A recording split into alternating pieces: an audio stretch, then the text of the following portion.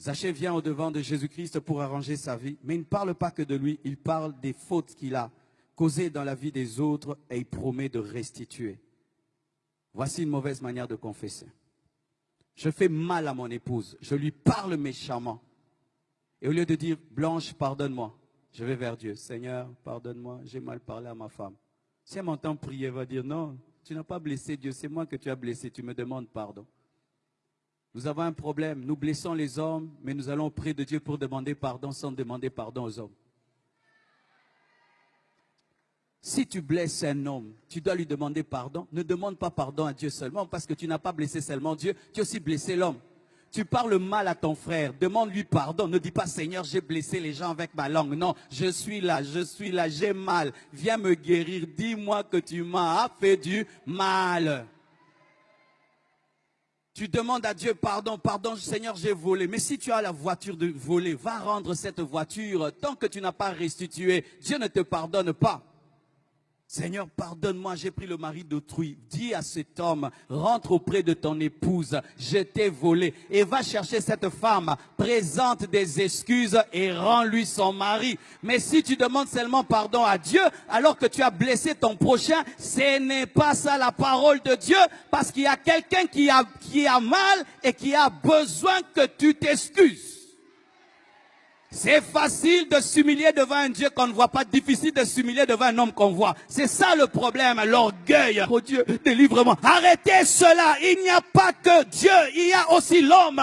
Quand tu fais du mal à un homme, c'est vers l'homme que tu dois aller. Tu fais du mal à tes parents, tu présentes des excuses à tes parents au lieu de faire des jeûnes et des retraites.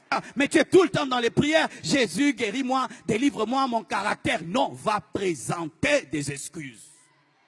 Tu ne parles plus à ton père, tu ne le salues même plus, tu ne parles plus à tes enfants, tu blesses même tes enfants, tu insultes ta fille, insultes tes garçons, vous êtes bêtes, vous n'allez pas réussir à l'école, et puis oh Dieu pardonne-moi, ton enfant a mal, demande pardon. Zachée était devant Jésus, mais il parle des autres parce que c'était un voleur et il a rendu au quadruple ce qu'il avait volé. Si vous pardonnez aux hommes leurs offenses, votre Père Céleste vous pardonnera aussi.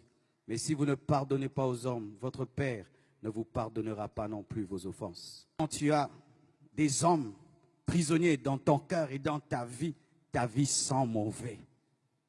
Et quand tu dis, Seigneur, pardonne-moi, il sent une mauvaise odeur, des brebis prisonnières dans ta vie et dans ton cœur. Quelle est cette personne que tu n'arrives pas à supporter? Il suffit seulement que tu la voies. Du coup, tu es dérangé. Tu la tues même dans ton cœur, tu te dis, vis comme si je n'existe pas. Tu fais ta vie et je fais la mienne. Tu me vois et tu fais comme si tu ne m'as pas vu. Et si même je meurs, ne viens pas à mon enterrement. Tu l'as tué. Tu es un meurtrier. Quand tu te comportes envers un homme comme s'il n'existait pas, tu l'as tué et tu es un meurtrier. Et au dernier jour, Dieu t'appellera meurtrier parce que tu l'as tué dans ton cœur.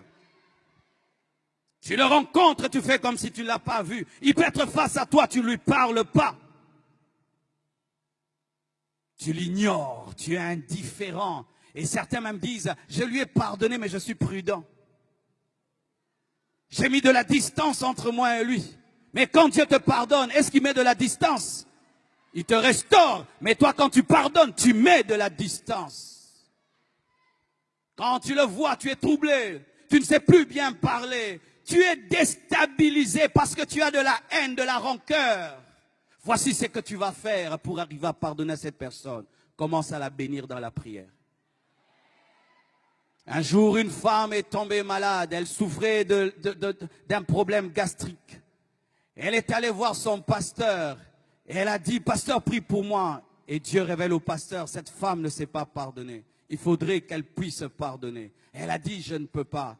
Et le pasteur lui dit, chaque jour, commence à bénir cette personne. Commence à bénir. Elle a commencé à bénir. Au début, c'était difficile. Oh Dieu, bénis-le. Ah non, il m'a fait trop de mal. Ah. Mais après, Seigneur, bénis-le. Seigneur, bénis, bénis. Et un jour, elle vomit une boule comme ça, avec des tentacules. Le pardon l'a guérie et l'a libérée. Lorsque tu as de la haine, ce n'est pas d'abord la personne qui est haïe qui souffre, c'est toi qui souffres parce que tu ne te sens pas à l'aise. C'est toi qui souffres en premier parce que quand tu pries, Dieu ne t'exauce pas et toi, tu n'es pas à l'aise. Quand tu vois cette personne, tu es dérangé. Elle n'est pas dérangée, mais c'est toi qui es dérangé. Libérez les captifs. Libérez les captifs. Ouvrez vos prisons. Ouvrez les prisons de vos cœurs. Téléphone cette personne. Dis à cette personne, je t'aime, je te pardonne. Et je t'assure que tu vas l'amener au Seigneur par ton pardon. Beaucoup qui êtes chrétiens en ce lieu, vous n'arrivez pas à amener vos familles vers Christ. Pourquoi? Vous vivez dans la haine et dans la rancune. Tu as de la haine pour un païen.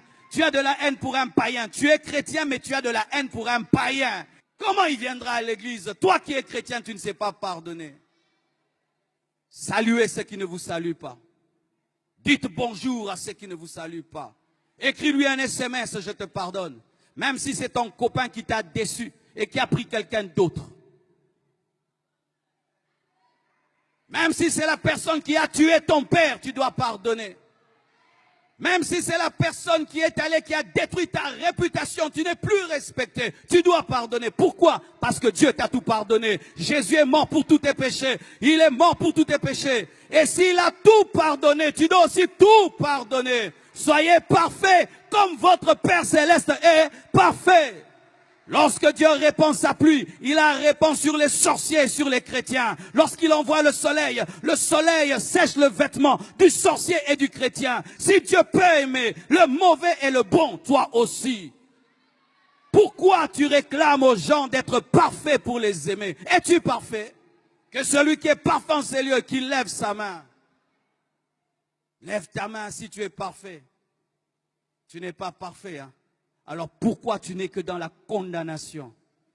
Il a fait ça, il a fait ça, il a fait ça. C'est pourquoi toi aussi tu as fait ça, tu as fait ça et tu as fait ça. Et d'ailleurs, si on ne met pas ce que tu as fait, mettons les pensées. Tu as pensé ça. Car certains ne font pas le mal, mais ils pensent le mal. Et pour Dieu, la pensée est égale à l'action. Écoutez mes frères et sœurs.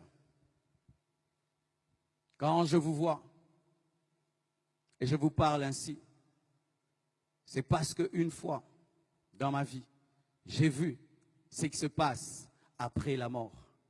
Et depuis que j'ai vu cela, j'ai décidé, quand je parle aux hommes, de leur parler des choses importantes pour leur éternité.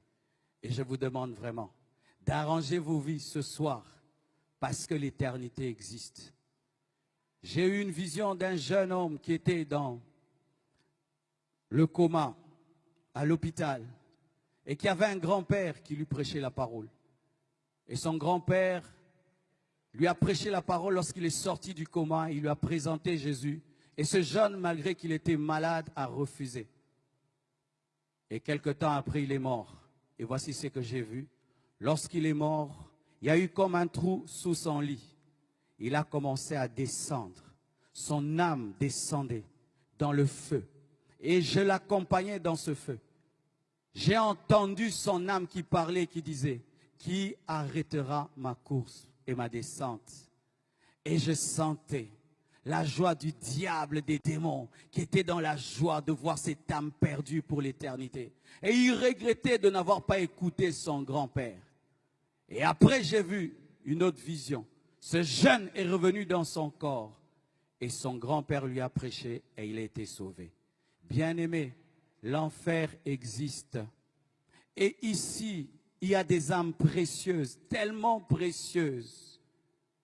Et si tu pouvais aujourd'hui faire comme ce jeune homme, pas écouter ton grand-père, mais écouter Jésus, prendre une décision aujourd'hui de faire une vraie repentance, une vraie confession à la lumière de la parole qui t'était présentée.